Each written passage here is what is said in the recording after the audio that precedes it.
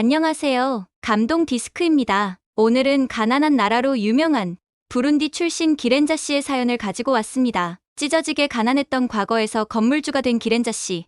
과연 어떤 일이 있었던 걸까요? 지금 재생하겠습니다. 안녕하세요. 저는 부룬디에 살고 있는 기렌자입니다. 가난한 걸로 둘째가라면 서러운 나라로 유명하죠. 그래도 저는 현재 이 나라에서 나름 부유한 층에 속합니다. 잘 사는 나라들이 볼 때 후진국 국민들은 거기서 거기인 것 같지만 내부적으로는 빈부격차가 꽤 큽니다. 국어를 하는 아이, 도둑질하는 아이들, 마약에 쩔어 있는 부모 때문에 방치된 아이들. 이게 부룬디의 현재 상황입니다. 기회라고는 찾아보기 힘들죠. 그래도 저는 천운이었습니다. 기회를 잡았던 사람 중 하나거든요. 저의 가족은 부모님을 포함해서 7형제가 있습니다. 아버지는 의자를 만들어 판매하시고 어머니는 남의 집 빨래를 대신하고 일당을 받으십니다. 부모님 모두 일을 마치고 들어오시면 저녁 12시에 가까웠어요. 제가 형제들 중에서는 셋째였지만 남자로서는 첫째라 형제들을 챙기는 건 항상 제 몫이었습니다. 우리 집은 원래 정말 찢어지도록 가난했습니다. 한국에서 2명이 먹을 정도의 양을 7명이서 나눠야 했으니까요. 어떤 날에는 여섯째와 막내가 음식을 조금 더 먹어서 저는 하루 종일 쫄쫄 굶은 적도 있었습니다. 그때는 밖에서 막노동하고 온 날이어서 몸도 안 좋았는데 새벽에 기온이 떨어지자 정말 죽겠다는 생각이 들기도 했습니다. 이렇게 사람같이 살지도 못했던 제가 지금은 어떻게 살고 있을까요? 몇 끼니는 남아서 넘칠 만큼 풍족하게 먹고 있고 제 소유로 된 건물 몇 채가 있어서 요즘은 그거 관리하고 다니고 있습니다. 뭘 했길래 이렇게 될 수 있었냐고요? 지금부터 제 이야기를 들려드리겠습니다. 제가 살던 동네는 가난한 사람들 중에서도 극도로 가난한 사람들이 사는 곳이었습니다. 그저 하루하루 삶은 연명하는 게 신기할 정도인 동네죠. 이런 환경 때문에 도박장, 밀매 물건들이 차고 넘치는 곳이었습니다. 불법으로 가득했어요. 먹을 것이 없어 길거리에 내몰리게 된 아이들은 도박장과 밀매상의 심부름을 하며 하루를 근근히 버팁니다. 그나마 저는 부모님 덕분에 잠이라도 잘 수 있는 집이 있어서 다행이었죠. 행운이었습니다. 그런데 그 행운은 얼마 못 가 사라졌습니다. 오전에 아버지 가게에서 실랑이를 했던 한 남자가 복수를 하겠다고 우리 집에 불을 질렀거든요. 우리 가족은 밖으로 튀어나와 불에 타 쓰러져가는 집을 바라만 볼 수밖에 없었습니다. 아무리 가난해도 가족은 함께 잠을 자야 한다는 게 저희 집의 신조였는데 이제 그것마저 힘들게 되었습니다. 집이 사라지자 첫째 누나와 둘째 누나는 숙식을 해결할 수 있는 다른 지역으로 갔습니다. 부모님은 막내 동생만 데리고 할머니가 계신 동네로 떠나셨어요. 아버지께서는 제게 말씀하셨습니다. 딱 한 달만 동생들 데리고 버티고 있어라. 금방 돌아올게. 저는 부모님을 따라 같이 가고 싶었지만 할머니 댁까지 가는 차비가 부족했습니다. 결국 저는 남은 동생들과 함께 남았습니다. 저는 괜찮지만 차마 동생들은 밖에서 자게 할 수 없어서 친구들 집을 전부 찾아가 일주일에 딱 하루씩만 재워달라고 부탁했습니다. 하지만 그 따뜻한 온정도 오래가지 못했습니다. 처음에는 잠잘 곳과 먹을 것도 챙겨주셨지만 생각보다 오래 지속되자 슬슬 눈치를 주기 시작하셨습니다. 물론 친구, 부모님들의 심정도 이해가 되었어요. 동네 전체가 가난했었으니까요. 방법이 없었던 저는 아침만 되면 무작정 밖에 나가 늦은 저녁까지 구걸을 했습니다. 구걸을 해서 번 돈으로 빵 하나를 사서 동생들과 나눠 먹을 수 있었죠. 그러던 어느 날 엎드려 구걸을 하고 있던 제 앞에 한 남성의 발이 멈춰섰습니다. 그리고는 저를 부르면서 자신을 쳐다볼 때까지 기다렸습니다. 솔직히 어린 심정에 저는 굉장히 두려웠습니다. 별의별 생각이 다 들었죠. 1분, 2분이 지나도 가지 않자 저는 고개를 들어 남자를 쳐다봤습니다. 동양인 남자였어요. 남자는 기특하다는 감정과 안쓰럽다는 감정이 섞인 표정으로 저를 보면서 이렇게 말했습니다. 밥은 먹었니?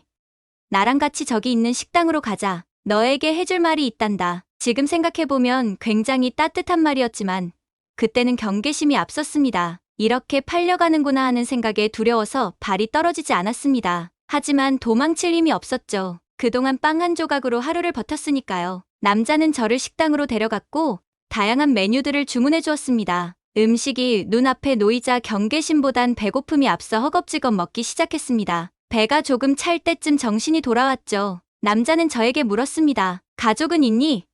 집은?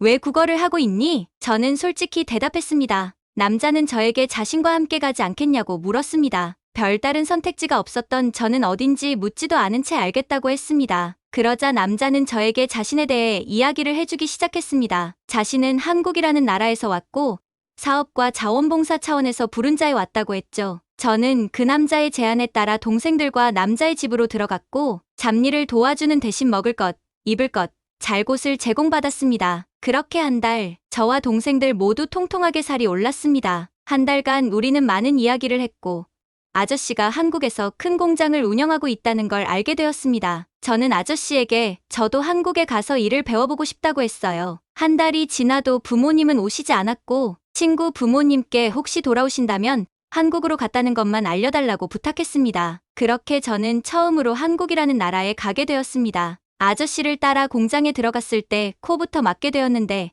약품 냄새가 엄청 심했거든요. 공장 직원들은 모두 마스크와 깨끗한 안전복을 입고 일하고 있었습니다. 아저씨는 처음에는 쉬운 일부터 하는 거라고 하시면서 조금 있으면 사람들이 쉬는 시간이니 저기 노란색 긴 봉투에 담겨있는 커피를 타라고 하셨습니다. 맥심이라는 커피라고 알려주셨고 저에게 먼저 맛보라고 한 잔 타주셨어요. 정말 환상적인 맛이었습니다. 그렇게 달달하고 맛있는 음료는 처음 먹어봤거든요. 6개월 정도가 지나서 사장님은 본격적으로 저에게 일을 알려주겠다고 하셨습니다. 사장님이 하는 사업은 전자회로 기판을 만드는 공장이었어요. 제조를 해서 전자제품을 만드는 업체에 납품을 하는 회사였습니다. 처음에는 이해도 되지 않고 늦게까지 배워야 했기 때문에 많이 힘들었지만 가족들을 생각하면서 열심히 일을 배웠습니다. 공장은 사교대로 근무를 했고 종종 몸이 아파서 빠지는 분들이 있는 타임에 일부러 제가 자리를 채웠습니다. 어떻게 해서든 사장님께 신용을 얻고 싶었어요. 그렇게 한 달 저는 첫 월급을 받았습니다. 부룬디에서는 절대 받을 수 없는 큰 금액이었죠. 부룬디에서 몇 개월은 풍족하게 먹을 수 있을 정도였습니다.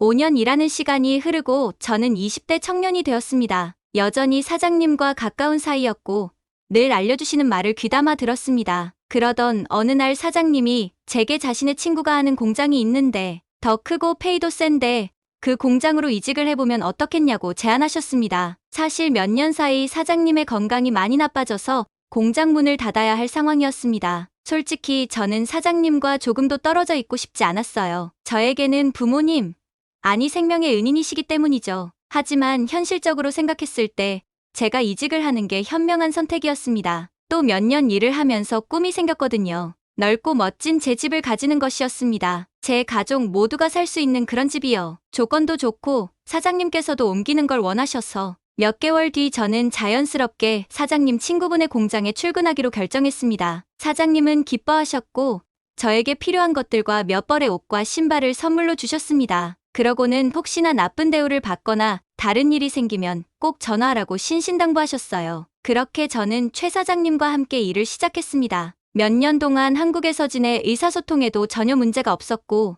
원래 했던 업무여서 일의 능률도 높아 최 사장님이 저를 아껴주셨습니다. 그렇게 한 달이 지나 첫 월급을 받았는데 저는 깜짝 놀랐습니다. 이렇게나 높은 금액일 줄은 몰랐거든요. 최 사장님은 제가 경력도 있고 친구에게 추천과 부탁을 받아 조금 더 넣어주셨다고 했습니다. 저는 더욱 악착같이 돈을 아끼고 모았습니다. 잠도 기숙사에서 잤고 저녁은 종종 최 사장님이 사주실 때 외식한다는 생각으로 먹었습니다. 절대 사치를 부리지 않으려고 최대한의 노력을 했어요. 그렇게 최 사장님 공장에서 몇 년을 더 일했고 제 통장에는 한국 돈으로 1억 원이 모여 있었습니다. 딱 1억 원이 통장에 찍힌 걸 봤을 때 저는 눈물이 흘렀습니다. 기쁨의 눈물, 가족을 볼 수 있다는 안도의 눈물, 넓고 멋진 집에서 동생들과 함께 살 수 있다는 희망의 눈물이었죠. 1억이면 부룬디에서는 건물 몇 채를 살 수 있는 돈이었습니다. 저는 아저씨와 최 사장님께 식사 대접을 했고 감사의 절을 올렸습니다. 두 분은 저희 생명의 은인이시자 아버지 같은 분들입니다. 식사를 하며 최 사장님께 말씀을 드렸어요. 1년만 더 일하고 부룬디로 다시 돌아가 가족들과 함께 살겠다고요. 두 분은 마치 자기 일마냥 기뻐하셨습니다. 잘 생각했다고 하셨죠. 저는 10년 정도 만에 다시 부룬디로 돌아왔습니다. 돌아와 원래 살던 동네를 벗어났고